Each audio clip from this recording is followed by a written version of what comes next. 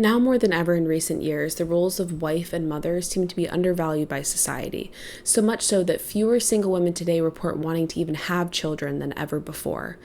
I see this undervaluing of these uniquely female roles as tied to a hyper-masculinization of society's values. In this video, I'll explain why I think this is a problem and why we need a resurgence of appreciation for feminine values, particularly in the home. I'm Cameron, I'm a licensed therapist, wife, and mother, and this is my channel, Modern Marriage, where I share with you guys all the tips, resources, and insights that I've gained from working with couples in therapy so that you can start building the relationship that you've always wanted.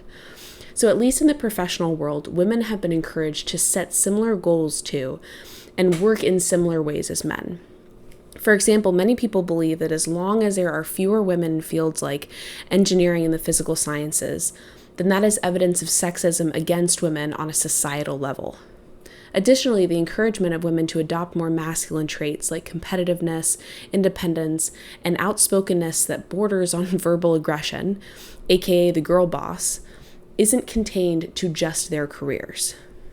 Underlying this message that girls can do anything boys can do is that girls should do what boys do by becoming more like boys. And while this adoption of more masculine traits and goals is at least partially responsible for women finding more success in the workplace, we're seeing largely negative effects from this trend on women's mental health and for the well-being of marriages and families. Before I continue, please don't forget to like this video, subscribe to the channel if you want to see more content like this, and share this video with someone who you think could benefit from it. So I want to illustrate what I think encouraging women to be more like men is doing to us by telling a story about my career as a soccer player. So growing up, soccer was my world. My only life goal as an 11-year-old, literally, was to play on the women's national team. As I spent more time around elite coaches and players, I began to realize that the only way to reach the top of the ladder in my sport was to play more like a boy, to embrace my more masculine traits and suppress my feminine ones. And since playing soccer was such a big part of my identity, playing more like a boy meant behaving more like a boy off the field too.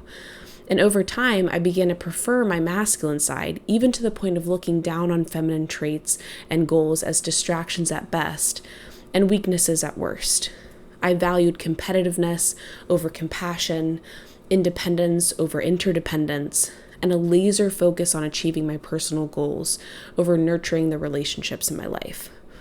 And I certainly paid the price for suppressing the feminine parts of me, as every time I had the inclination to try getting along with an unkind teammate by loving her rather than crushing her, I felt guilty. Why couldn't I be tougher?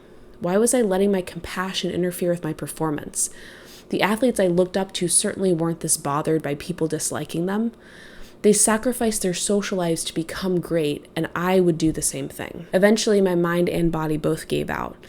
By the grace of God, around the same time. My junior year of college, I medically retired from the sport, and honestly, it was an ending that brought me more relief than I'd ever experienced before. But it wasn't until I met my husband, and really until we started having kids, that I realized what exactly had been the problem. I never understood why I preferred spending time around guys instead of girls, and why every soccer practice felt like such a mental battle. However, once I became a mother, I began to deeply appreciate the feminine parts of me, rather than seeing them as weak or inferior. I learned what being feminine actually means. Feminine means gentleness, compassion, and modesty, but it also means a patient and humble strength that recognizes the needs of others above the self. It means standing firmly in our values, but without a desire to belittle or stand out from other people. Being feminine means nurturing those around us who are in need. Women are the glue that holds society together. We are naturally inclined toward relationships, toward caring for others, toward calling forth what's best from the men in our lives while supporting other women in doing the same. Unfortunately, in all areas of life for both girls and grown women, I see this push to become more masculine. I see it in a society that no longer elevates the role of wife and mother. I see it in the idea that allowing women to choose lifestyles and careers that earn less money than men is somehow evidence of an evil society. I see it in the huge rates of marital discord and the waning understanding of the important differences in the roles of husband and wife. And while not all women want kids, and not all mothers ache to be the primary caretakers for their young children, the majority do. And I would venture so far as to say that women who struggle attaching to their children recognize that that struggle stems from an injured place.